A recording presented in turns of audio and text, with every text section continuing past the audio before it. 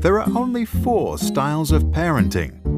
Authoritarian parents are controlling and demand obedience without considering the child's point of view. Permissive parents are loving but don't exert any control. There are no rules. Authoritative parents are firm but loving. They encourage independence within limits. Neglecting parents are uninvolved and often uninterested in their own child. Recently, a 5th style was proposed, but we will come back to that later. The styles range from controlling and demanding to complete freedom, and from cold and unresponsive to loving and receptive. Each authoritative, permissive, authoritarian, and neglectful parents have their place. To understand what it means to grow up with parents from each end of the spectrum, we can imagine the lives of 4 children.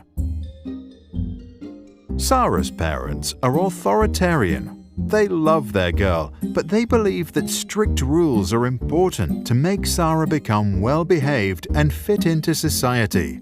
If Sarah cries, she's told to stop. If she talks back, she is sent to the corner for time out.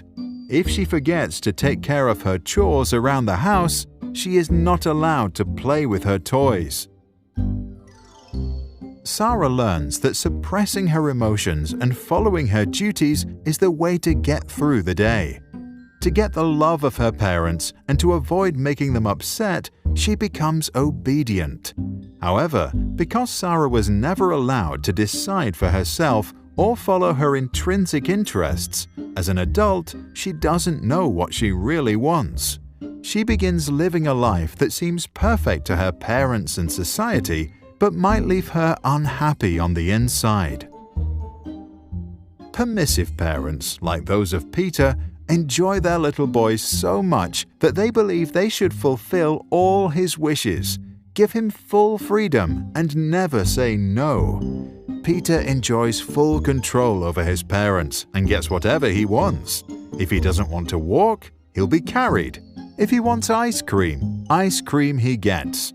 If he wants to play games, he'll be playing them all night.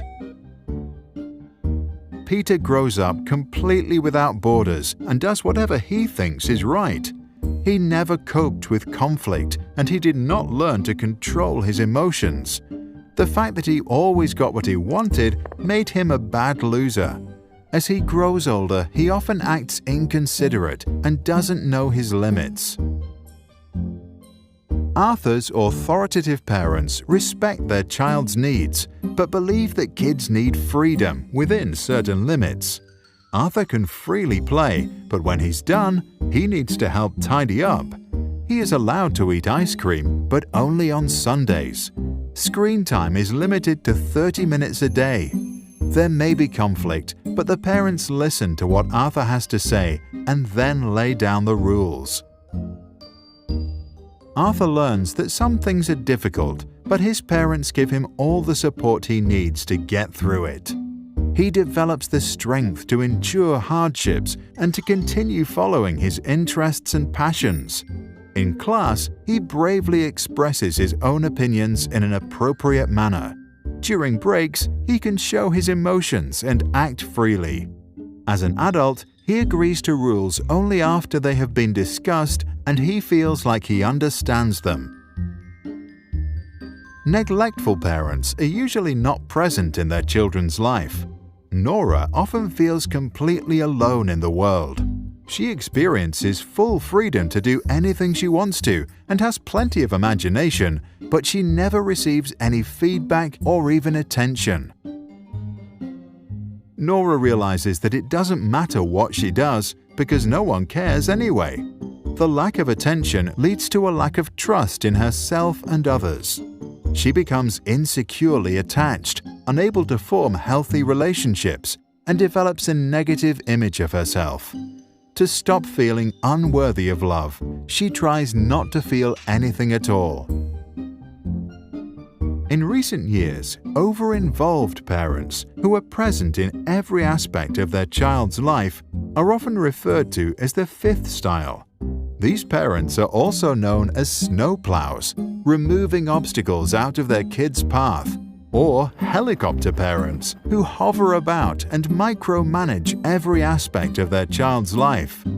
Since they won't let their children do anything alone, the children can't learn to overcome challenges by themselves.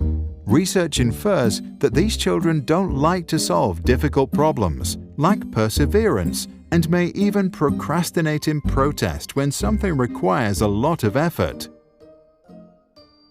Since most research on parenting is based on self-reports and was done in the US and Europe, it is not clear how strongly the observed effects will hold up in controlled observational experiments or in other parts of the world.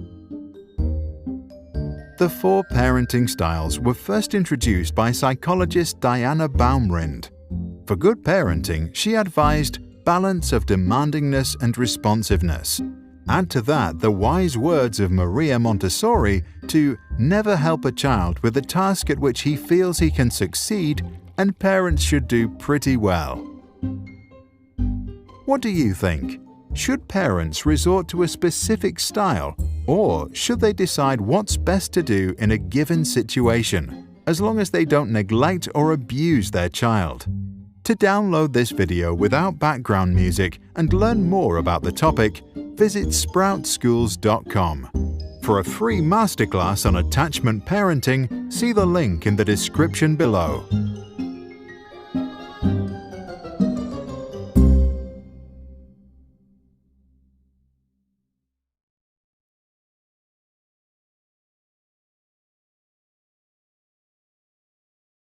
Sprouts videos are published under the Creative Commons license.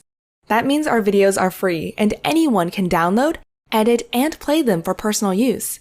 And public schools, governments, and nonprofit organizations can also use them for training, online courses, or designing new curriculums.